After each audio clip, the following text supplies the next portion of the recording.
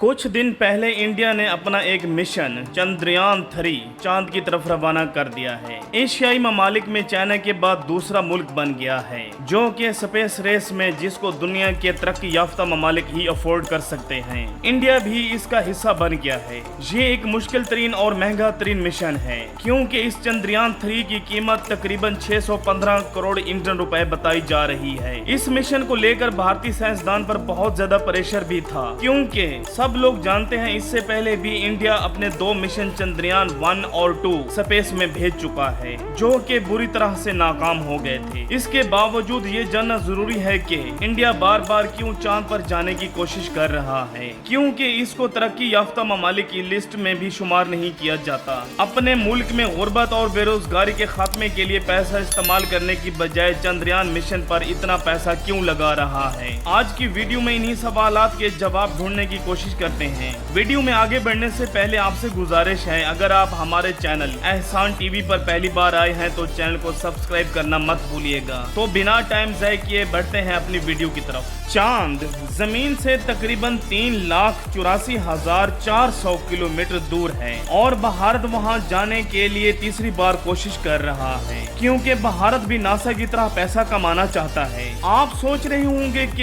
ये earning source कैसे हो सकता है, तो इसका जवाब ये है कि कोई भी मुल्क किसी दूसरे मुल्क का सैटेलाइट लॉन्च करने के लिए अच्छी खासी रकम वसूल करता है। मिसाल के तौर पर पाकिस्तान अपने सैटेलाइट को चाइना के जरिए स्पेस में भेजता है। मुस्तकबिल करीब में स्पेस एक बहुत बड़ी इंडस्ट्री बनने वाली है। खास तौर पर स्पेस टूरिज्म, सैटेलाइट इंटरनेट और डेटा सेलिंग एक बहुत बड़ा बिजनेस है जो कि मुस्तकबिल में मुल्कों की इकोनॉमी और उनकी तकदीरों को बदल सकता है। ये बात भारत बहुत अच्छी तरह से समझ चुका है जो कि एक अच्छी बात है क्योंकि साइंस की तरक्की जहाँ पर भी हो हमें तासुब नहीं करना चाहिए बल्कि उसे मोटिवेट होना चाहिए कि अगर वो कर सकते हैं तो हम क्यों नहीं कर सकते। इंडिया अपने पैसे को स्पेस के अंदर इन्वेस्ट करके इसका 10 गुना ज्यादा प्रॉफिट कमा सकता है और सबसे कम बजट में चांद पर पहुंचने का ये बेहतरीन मिशन है। दूसरी तरफ इंडिया की सिक्योरिटी और मिलिट्री मकसद के लिए इंतहाई अहमियत का हामिल भी है क्योंकि आने वाले वक्त में जिस मुल्क की सैटेलाइट टेक्नोलॉजी जितनी ज्यादा बेहतर होगी मुस्तकबिल की जंगों में उसका पलड़ा भारी होगा।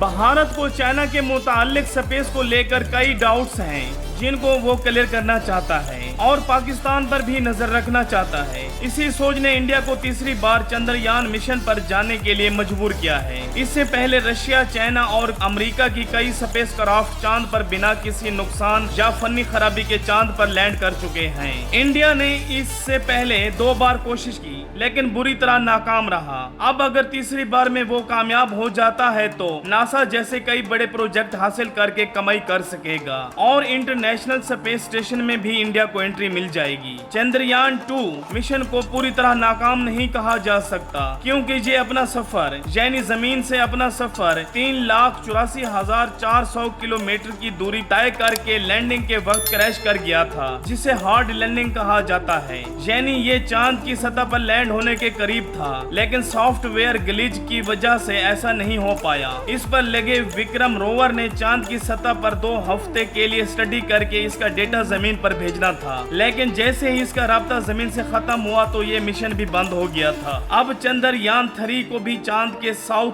पोल जो कि हमेशा जमीन के अपोजिट रहता है पर लैंड करवाया जाएगा जहां पर सूरज की रोशनी कभी पहुंचती ही नहीं। साइंसदानों का कहना है कि जहां पर पानी की बहुत बड़ी मिकदार के साथ कई तरह के मिनरल्स भी इस डार्क साइड पर मिल सकते हैं। यहाँ मौजूद धब्बों और गढ़ों से हम अपने सोलर सिस्टम के बारे बहुत कुछ जान सकते हैं। इसके अलावा चांद एक बहुत अहम जगह बन जाती है जहाँ रहकर अपनी बेस बनाकर इंडिया जमीन को स्टडी कर सकता है और मुस्तकबिल के मिशन को प्लान करके न सिर्फ चांद बल्कि दूसरे प्लैनेट्स पर भी भेज सकता है। यानी चांद पर मौजूद अपने इस बेस को सोलर सिस्टम में मौजूद दीगर प्लैनेट्स के सरफेस को स्टडी करने के लिए इस्तेमाल कर सकता है। चंद्रयान-3 के डिजाइन में मौजूद कई गलतियों को सुधारा गया है। इसका पेलोड यानी वजन कम किया गया है और इसका डिजाइन काफी काफी बेहतर बनाया गया है। इसके लैंडिंग लीग्स को काफी मजबूत बनाया गया है और इसका इंजन भी काफी पावरफुल बनाया गया है, जो चंद्रयान 2 में ज्यादा बेहतर नहीं था। और ये जरूरी भी है क्योंकि जब रोवर चांद की सतह पर लैंड कर रहा हो तो उसकी स्पीड को कंट्रोल करने के लिए इंजन की पावर का बहुत बड़ा किरदार होता है। इसको लॉन्च करने के लिए इस्तेमाल होने वाली व्हीकल का डिजाइन भी काफी बेहतर बनाया गया है, क्योंकि पहले 2500 किलो का वजन उठाती थी और अब ये 4000 किलो का वजन उठाने के काबिल है। स्पेस में अपना मिशन भेजने वाले टोटल 71 ममालिक हैं, जिनमें से सिर्फ 11 ममालिक ही अपने मिशन में कामयाब हो सके हैं। उनमें भी चांद पर लैंडिंग करने के लिए सिर्फ 3 ममालिक कामयाब हुए, जो कि रशिया, चाइना और अमेरिका हैं। ये एक बहुत मुश्किल मिशन है क्योंकि स्पेस रोवर को जमीन से चांद पर पहुंचने में 3 दिन लगते हैं और इस सफर में किसी गलती से ये रास्ते या ऑर्बिट से हट जाए तो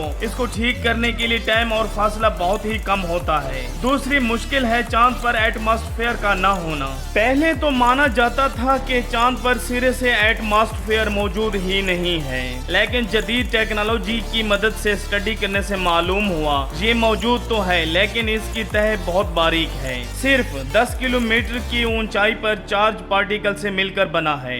एटमॉस्फेयर ना होने की वजह से मसला ये होता है कि जब भी चांद पर किसी रोवर को लैंड करवाने की कोशिश की जाए तो उस दौरान पैराशूट को भी इस्तेमाल नहीं किया जा सकता जैसे कि मार्स पर करते हैं, जिससे होता यह है कि इसका सारा प्रेशर इंजन में मौजूद धक्का देने वाले पार्ट्स पर पड़ता है, जिससे लैंडिंग काफी मुश्किल हो जाती है।